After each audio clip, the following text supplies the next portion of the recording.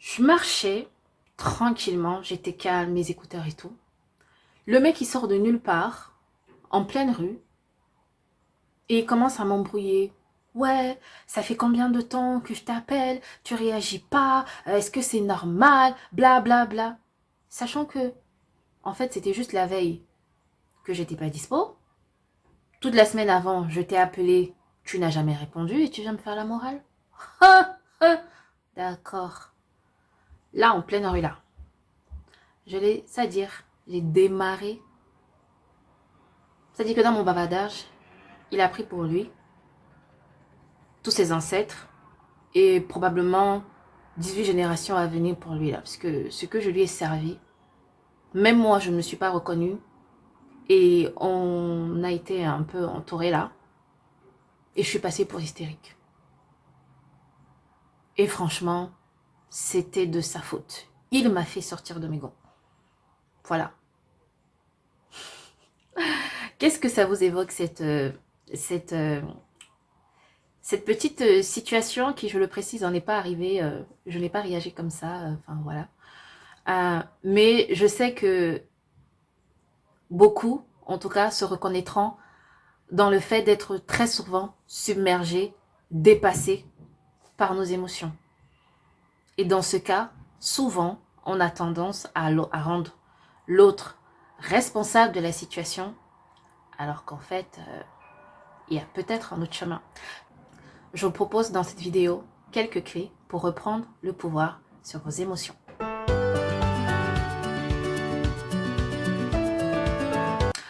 Tout d'abord, on va peut-être commencer par se mettre d'accord sur c'est quoi subir nos émotions, ok?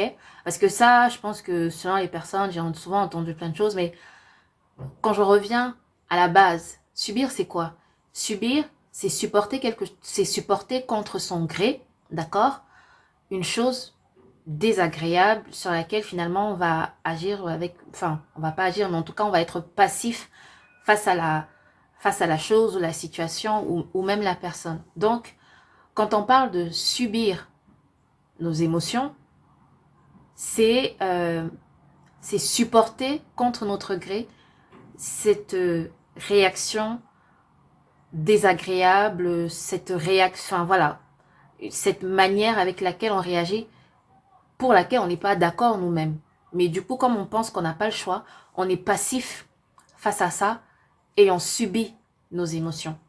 Et ça, je pense que la quasi-totalité dans notre monde euh, subit ces émotions parce que on n'a pas appris plus tôt, on nous a jamais appris en fait à gérer nos émotions. C'est quoi les émotions d'abord même? Ça sert à quoi? Je sais même pas ce que je ressens des fois. Voilà, ça peut être le genre de choses qu'on entend et du coup bah en fait on fait avec et donc très souvent on, on est juste on est juste submergé et dépassé en fait par ces émotions là et on croit euh, qu'on ne peut pas faire autrement. C'est quelque chose euh, qui, heureusement, c'est faux. C'est faux, c'est faux, c'est faux. Mais avant d'expliquer en quoi c'est faux et pourquoi, il est peut-être aussi important de revenir sur ce qui, à mon sens, euh, sont les grandes conséquences de ce fait de subir les émotions. Je pense que vous l'aurez un petit peu compris. Dans l'exemple que j'ai pris, la personne en fait reproche à l'autre d'avoir déclenché la réaction qu'elle a eue, d'avoir déclenché l'émotion qu'elle a eue. Euh, à ce niveau-là, je pense qu'on est tous, on peut tous se mettre d'accord sur le fait que la perte de pouvoir personnel induite par la situation n'est pas due à l'autre, mais c'est dû à moi-même, à la personne qui la vit. D'accord? Ce qui est important de comprendre, c'est que déjà, l'émotion que nous vivons, chacun, elle est toujours légitime. L'émotion qui émerge là, parce que elle est fonction de de nos croyances, de nos valeurs, de notre éducation, elle est toujours et toujours légitime. Personne n'a le droit de venir nous dire que ce qu'on ressent n'est pas légitime. En revanche, c'est nous, notre manière de réagir à cette émotion qui, selon les cas, va poser problème ou pas. Euh, Là, dans l'exemple du matin, la fille, bon, ok, elle s'est faite embrouiller en public par un mec. Elle avait le choix sur la réponse, mais ce qu'elle a senti, c'était légitime. Un cas plus récent de la gifle de Will Smith, ce qu'il a ressenti par rapport à sa femme, tout ce qu'il a ressenti, peu importe ce que c'est, c'était légitime. En revanche, est-ce que le geste associé derrière la violence était légitime? Ben non, parce que pour le coup, en plus, il s'est excusé. Mais globalement, quand on a cet ensemble de réactions qu'on ne supporte pas hein, finalement, parce que bah, on se dit que c'est pas nous, que c'est l'autre qui l'a déclenché, on donne le pouvoir à l'autre et on dénie nous de toute responsabilité. Pourtant, c'est bien nous qui avons réagi de la sorte. C'est bien nous. Parce que si un événement précis avait la capacité de prendre notre pouvoir, et ben, face à une situation, tout le monde réagirait de la même façon, avec les mêmes réactions excessives. Ce n'est pas le cas, parce que nous avons des conditionnements, nous avons notre fonctionnement. Donc voilà, pour moi, ça c'est la première conséquence, la perte de son pouvoir personnel. La deuxième conséquence, qui est peut-être un peu plus subversive, ou enfin, un peu plus inconsciente, c'est la mise en place de stratégies d'évitement, ce que j'appelle, parce que en général, et je le redis, hein, inconsciente, parce qu'en général, comme on ne sait pas quoi faire de nos émotions, on va les fuir. Aussi simple que ça. On va les fuir, même si on va souvent entendre ouais, faut accueillir vos émotions, faut les accepter. On sait même pas ce que c'est en général, c'est quoi, ça veut dire quoi, c'est quoi ça. Donc en fait, on fuit et on va mettre en place différentes stratégies d'évitement qui vont conduire dans tous les cas à la souffrance. Ces stratégies d'évitement, bah, ça, ça peut aller à de l'alcool, du sexe à outrance, de la cigarette, pour ce qui est des addictions, par exemple, ou se suradapter, se noyer dans le travail intensif parce qu'on fuit quelque chose. Voilà, ça c'est au niveau psychique. Plus loin, lorsque l'émotion ne se fait vraiment pas entendre, eh ben, le corps commence à somatiser. Et donc là, la souffrance physique, la souffrance, voilà, oui, la souffrance physique, elle commence à s'installer. Freud parlait pour ça, qu'est-ce qu'il disait déjà que oui, que le psychisme, le psychique fait le saut dans l'organique lorsqu'on n'écoute pas l'émotion, parce que toute émotion qui ne s'est pas exprimée, eh bien, elle s'imprime. Et ça va être donc tout ce qui est de l'ordre des maladies psychosomatiques qu'on va retrouver et justement pour lesquelles on sait que ça vient des émotions. Donc vous voyez, le fait finalement de... C'est toujours la même histoire en fait, de pas savoir quoi faire, soit de fuir, soit de tomber dans certaines addictions, soit de souffrir parce que ben, on se met dans des situations où on ne se reconnaît pas, on s'autoflagelle, on se culpabilise et tout. Bah ouais, c'est assez dommage. Et parce que justement, la souffrance que ça crée, cette souffrance-là, elle est réelle. Voilà pour ce qui est des conséquences de subir. Mais peut-être un premier pas pour arrêter déjà de subir tout ça aussi violemment, lorsque c'est violent, c'est de se dire que c'est de bien avoir en tête la fonction d'une émotion. D'accord Les neurosciences expliquent que si l'émotion, en fait, l'émotion sert la survie de l'espèce. Quand j'ai vu ça, j'ai dit ah bon, quand je crie là, c'est la survie. Oui, en fait, la colère, peut-être c'est tu réagis. En fait, tu réagis par rapport à un stimuli extérieur. Peu importe finalement l'émotion que tu vis, c'est par rapport à un stimuli extérieur et comment tu le perçois avec tes cinq sens. Et c'est toi avec tes programmations qui va avoir la réaction chimique qui te sera propre dans ton référentiel. Donc, quand tu es en joie, c'est parce qu'il y a quelque chose d'externe qui t'a mis en joie et t'en ouhouhou. Quand tu as peur, c'est parce que avec tes cinq sens, tu perçois un danger avéré ou pas, et donc du coup, tu as peur. Quand tu es triste, et ben pareil, en fait, c'est la même logique pour l'ensemble de ces émotions-là, et donc, on comprend très facilement que cette émotion qui va émerger de façon consciente, elle est juste là pour nous donner un message. Ça ne sert à rien de la juger. Ça ne sert donc aussi à rien de cataloguer pour nous, de se dire que ouais, je ressens ça, je suis nulle parce que je suis en colère, Non. L'idée, c'est vraiment de comprendre que l'émotion est un messager pour nous, pour notre corps, pour notre bien-être. Et à nous, donc, d'entreprendre justement ce chemin pour comprendre justement ce qu'elle vient nous dire et grandir pour que, pour qu'on puisse réagir autrement. Et c'est là tout le point de cette vidéo sur comment, sur cette base-là, je peux reprendre mon pouvoir personnel et mon pouvoir finalement sur les émotions. Parce que oui, oui, on peut choisir ses émotions avec un petit peu de pratique, bien sûr, mais on peut choisir ses émotions et ne plus les subir. Et ça change énormément de choses. Je pense que c'est Carl Gustav Jung, je pense, le père de la psychanalyse analytique, qui disait que tout ce que tu nies te soumet et ce que tu acceptes te transforme. Moi, personnellement, comprendre cet aspect des choses sur l'acceptation de l'émotion en elle-même, dissocier l'émotion que je vis de ma personne, donc sortir du jugement de moi-même, ça a été la première grosse étape voilà, sur ce chemin-là. Lorsque j'observe tout simplement ce qui se passe en moi, je ne suis plus en mode oh mais moi je ne suis même pas positive, je suis toujours comme ça, je suis toujours triste, Non, plutôt je me dis ok, il y a ça qui se passe, pourquoi? Donc la première chose, c'est de sortir du jugement de soi, d'observer et décider d'accueillir et d'accepter cette émotion, puis aller creuser plus tard. Parce qu'encore une fois, ce que tu nies te soumet, ce que tu acceptes te transforme. Et là, on est aussi dans la bienveillance de soi. Donc ça, c'est la première chose.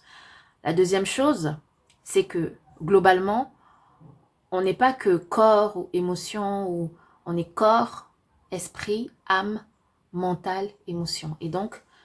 Et je pense que tout le monde l'a plus ou moins expérimenté. Il y a des jours où on va dire c'est des jours avec ou des jours sans. Si je suis plus fatiguée, si j'ai pas assez dormi, si je suis dans un état, voilà, je vais être plus susceptible de réagir fortement, voire négativement face à une situation que si j'étais calme, reposée et tout. Donc aussi, il faut apprendre à prendre soin de son état interne, avec tout ce que ça comporte. Bon, ça, ce sont les actions vraiment sur le long terme. L'autre chose, ça va être la reprogrammation, en fait, de toutes ces, de ces émotions, en fait, qui viennent nous déborder. Reprogrammation, pourquoi? Parce que, et c'est toujours Carl Gustav Jung qui l'explique, finalement, lorsque une situation émotionnelle, ou une blessure plutôt émotionnelle, on la vit, on continuera de la vivre et avec d'autant plus d'intensité quand que on ne l'aura jamais traitée. Tant qu'elle n'est pas guérie, on va continuer de la vivre. Et donc, pour la guérir, il faudrait pouvoir se reprogrammer. D'accord? En tout cas, c'est un des aspects. Et pour ça, ce que moi je fais au quotidien, lorsque je vis une situation dans laquelle je ne me reconnais pas ou j'estime que j'ai été débordée, le soir ou quelques jours plus tard, j'ai tout un ensemble d'étapes que j'ai établies pour voilà, évacuer, reprogrammer et reprendre mon pouvoir. Comment je le fais? D'abord, la première chose, c'est que j'identifie les émotions que j'ai vécues dans la situation. Ça peut être un conflit, ça peut être même quelque chose de positif, enfin peu importe. J'identifie tout ce que j'ai vécu, tout ce que j'ai traversé. Pour celles qui sont positives avec lesquelles je suis ok. Pour celles qui sont négatives, en tout cas que j'estime négatives, donc désagréables, j'essaye d'identifier les blessures émotionnelles que ça vient taper. Pour les blessures émotionnelles, vous pouvez vous référer aux travaux de Lise Bourbeau. Enfin, si vous ne connaissez pas, ce sont les 5 blessures de l'âme. Elle les cite et elle les explique très bien. On les a tous vécues à un moment donné dans notre vie, sauf que selon les situations et selon les blessures, on a guéri plus ou moins. C'est le rejet, la trahison, l'humiliation, l'abandon, l'injustice. Donc, quand je vis quelque chose où je me retrouve très vite submergée, j'identifie ce que j'ai vécu, je mets des mots dessus parce que c'est important de nommer. Ensuite, j'essaye de comprendre, de faire cette introspection pour savoir quelle blessure c'est allé taper. D'accord? Je sais pas, par exemple, dans la situation qu'on a décrite tout à l'heure, de la jeune fille qui s'est faite embrouiller, tout ça, et du coup, qui a réagi, probablement que elle a réagi comme ça parce que la scène, l'acte qu'a posé le mec qui est en face est venu taper sur la blessure d'humiliation. Et donc, elle réagit fortement parce qu'elle est encore blessée. Et face à ça, pouf, je réagis encore fortement. Donc, voilà. Je vais localiser la blessure émotionnelle sur laquelle j'ai besoin de travailler. Ça va être la deuxième étape. La troisième étape, je vais chercher une situation dans le passé justement où j'ai vécu cette blessure d'humiliation dans le passé. Forcément, je vais en retrouver. Je vais la chercher. Enfin, il faut qu'elle soit quand même un peu light pour nous. Enfin, light dans le sens où ça ne nous travaille pas plus que de raison. Ou voilà, on a mal mais on endort quand même. Donc, je vais la rechercher dans le passé, voire dans l'enfance. Et ce que je fais, c'est que j'essaye de rejouer la scène. Je rejoue la scène où j'ai vécu cette blessure-là. Dans notre cas, c'est l'humiliation. Et je la rejoue en m'imaginant, moi, poser des actes avec lesquels je suis en accord, où je ne surréagis pas, où je suis totalement en accord. Ça me permet de comprendre mon fonctionnement et de voir pourquoi j'avais réagi comme ça, de me pardonner si c'est nécessaire, et donc d'avoir l'impulsion pour rejouer la scène où j'ai surréagi dans le présent, mais de la rejouer avec la manière avec laquelle je voudrais réagir. Et ça participe grandement à reprogrammer notre subconscient. Parce qu'une fois qu'on a rejoué cette scène, on se dit, ok, les fois d'avant, j'étais pas armée pour agir. Là, je suis armée parce qu'en plus, c'est imprimé dans mon subconscient. Et donc, je sais que par rapport à cette blessure, dans ces cas-là, je sais que j'ai les armes et donc je vais être plus tranquille. Je suis plus en mode pilote automatique, réaction, je réagis à chaud. Non. Ça, ce travail-là, ça prend du temps un petit peu, en tout cas. Moi, au tout début, ça me prenait, je sais pas, 15 minutes, 10 minutes. Maintenant, c'est plutôt 5, 3. Mais plus on le pratique, plus en fait, c'est facile d'être acteur finalement dans la situation. Voilà, donc ça c'était la troisième, je pense, la troisième grosse étape. Et donc les autres étapes qui arrivent plus tard sont les étapes bonus, je pense, quand on avance sur ce chemin-là. C'est-à-dire qu'effectivement, bien sûr, on se pardonne parce qu'on comprend que voilà, c'est arrivé. Je peux pas changer le passé et de toutes les façons, ce n'est pas important. Ce qui est le plus important, c'est qui je deviens et non pas qui j'ai été ou qui je suis. Donc voilà, j'avance, donc je me pardonne. Si possible aussi, je pardonne la personne ou l'événement en face parce que elle a suscité une émotion qui est venue pointer euh, quelque chose qui a besoin de guérir en moi et donc je vais grandir. Voilà. Mais ça, c'est les étapes quand on est déjà un petit peu, quand on est déjà un petit peu évolué. Mais tout ça contribue à ce qu'on avance sur ce chemin d'amour pour soi et pour tous les autres. Voilà. Je sais que le pardon, la notion de pardon est une notion plus ou moins compliquée pour certains. Dites-vous que même si vous ne pardonnez pas, juste émettre l'intention de pardonner, sachant que pardonner n'implique pas forcément la réconciliation, vous le faites pour vous, ça soulage énormément. Voilà, ça soulage vraiment beaucoup. Donc, je ne pourrais que vous encourager, voilà, à le faire parce que c'est un très beau chemin et que celui qui a le choix de ses émotions reprend le pouvoir sur la situation. Et c'est vraiment ce que je souhaite à chaque être humain. Voilà pour cette vidéo, cette première vidéo. On abordera différents sujets liés à toute cette gestion émotionnelle, le conflit intérieur, la réconciliation de soi-même. Donc si vous êtes intéressé, n'hésitez pas à vous abonner, à échanger, commenter, voilà, ou partager à quelqu'un aussi si ça vous a fait du bien, à qui ça pourrait faire du bien potentiellement. Et je vous retrouve très bientôt sur ce chemin d'introspection et d'ouverture à soi pour devenir la meilleure version de nous-mêmes. À tout bientôt.